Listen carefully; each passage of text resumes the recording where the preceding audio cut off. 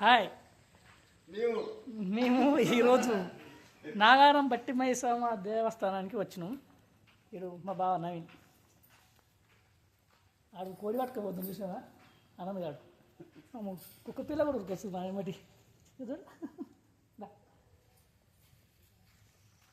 ఆడు చూడు కారు కావాలి.